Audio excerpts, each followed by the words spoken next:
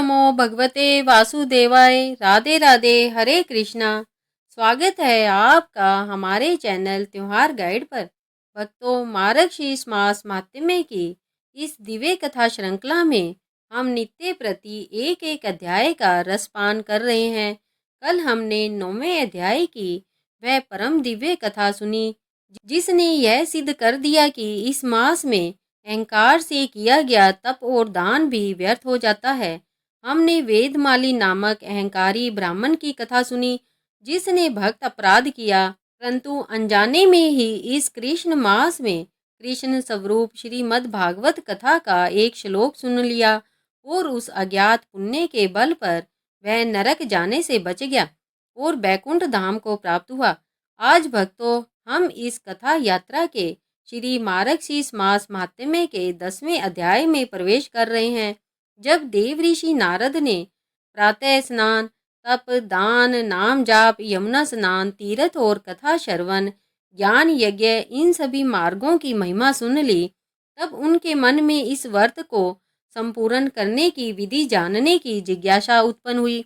उन्होंने सोचा, हे प्रभु, ब्रह्मा जी ने व्रत करने के नियम तो बता दिए, परंतु उस व्रत को सफलतापूर्वक संपन्न कैसे किया जाए, उस व्रत का उद्यापन कैसे हो और जो भक्त इन सभी नियमों का पालन करता है उसे अंत में निश्चित रूप से क्या फल मिलता है।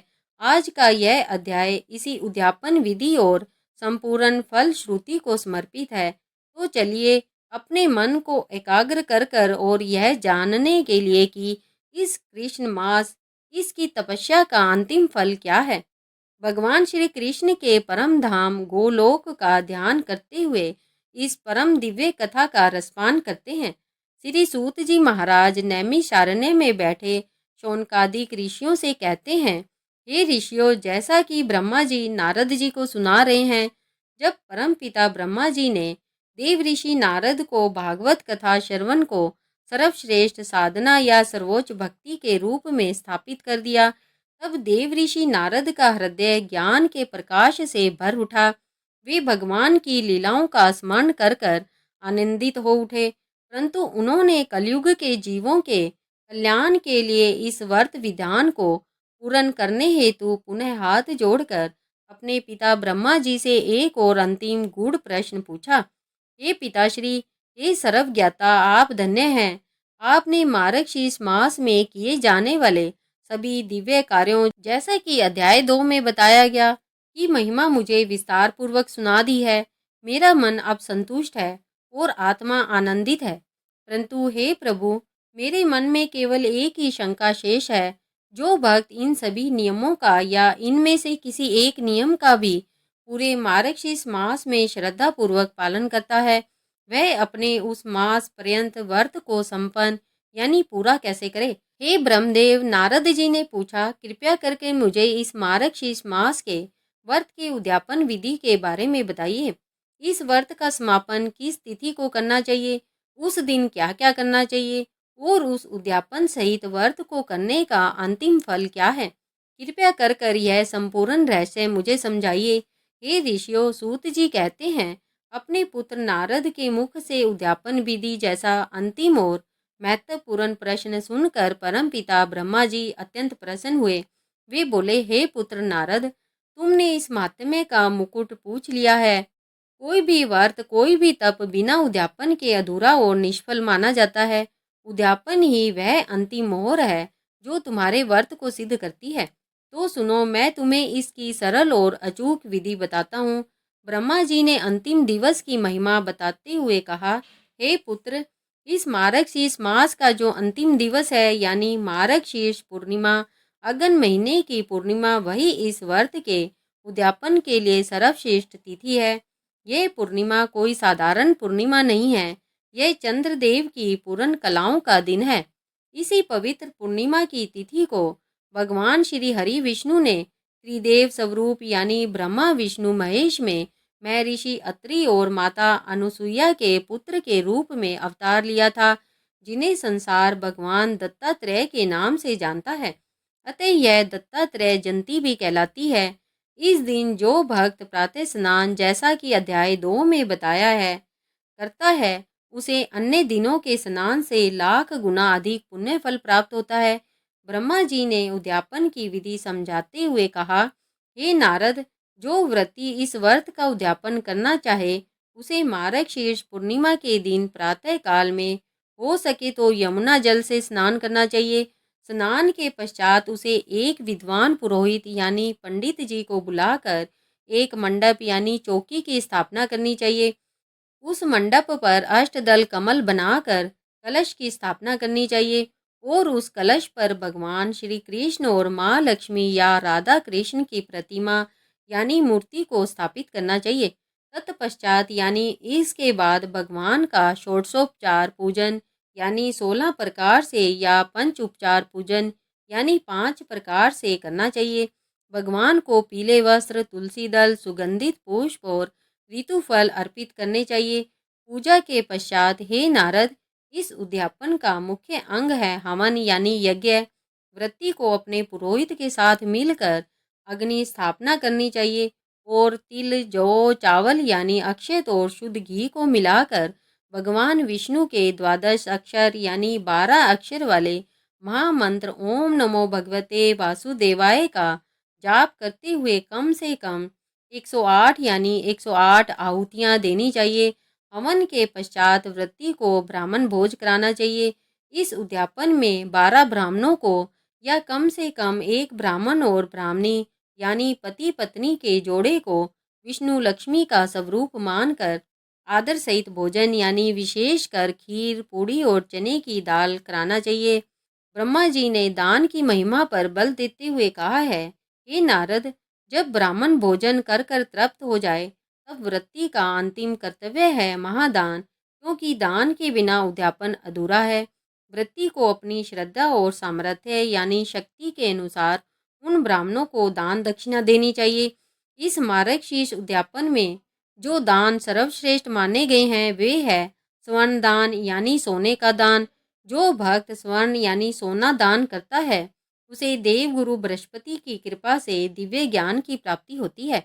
वस्त्र दान यानी कपड़ों का दान, जो पीले वस्त्र या गर्म वस्त्र दान करता है उसे दीर्घ आयु यानी लंबी आयु और निरोगी काया प्राप्त होती है।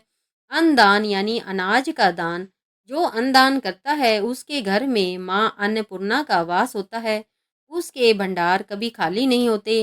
दीप दान यानी दीपक का दान, जो दीपक या घी का दान करता है उसके जीवन का अंधकार दुर्भाग्य मिट जाता है। और हे नारद, ब्रह्मा जी ने गुप्त दान बताया।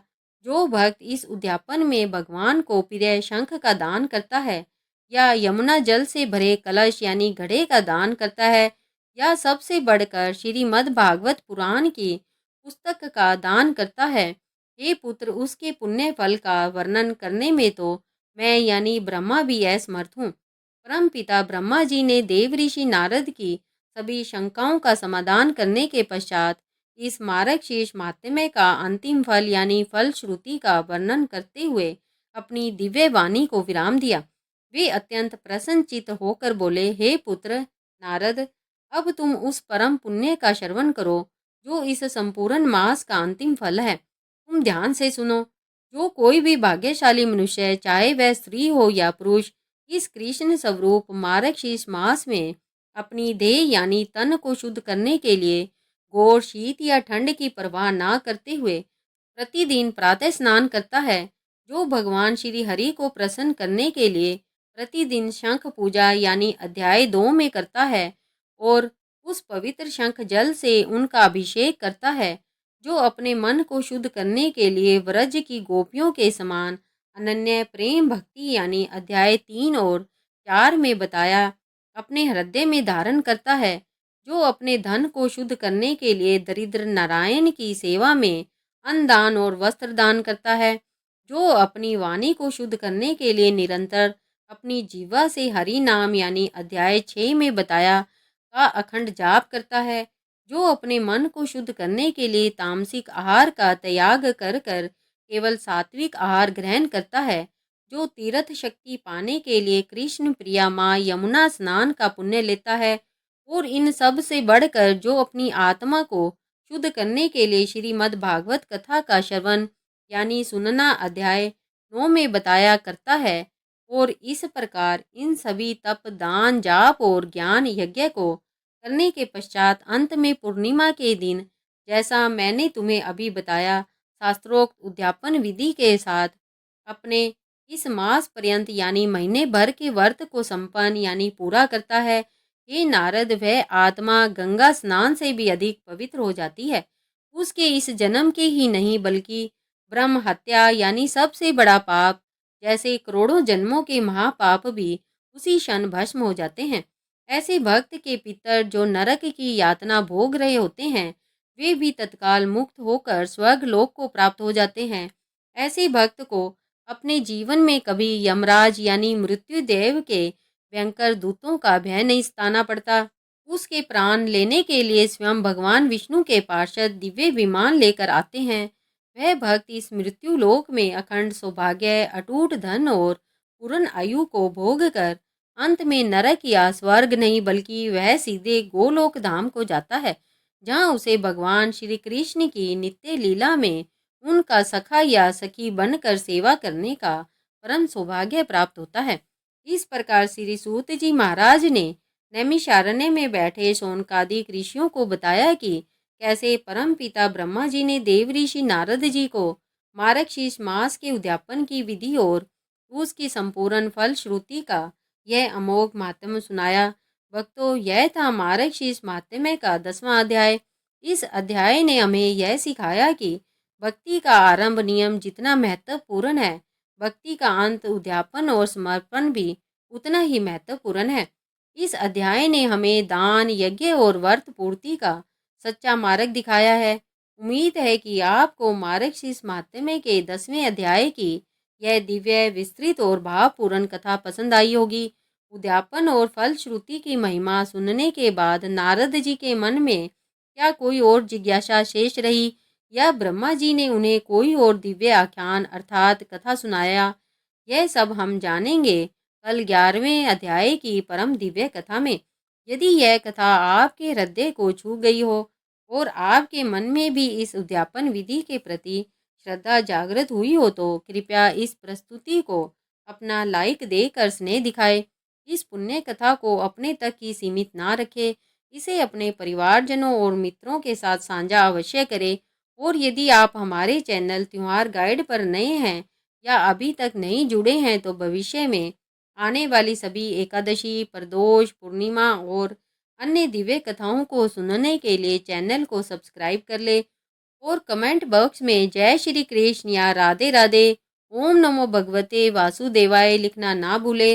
भगवान श्री कृष्ण की असीम कृपा और इस संपूर्ण व्रत का पूर्ण फल आप सभी भक्तों को प्राप्त हो, इसी मंगल कामना के साथ अब मुझे आज्ञा दीजिए। राधे राधे, हरे कृष्णा।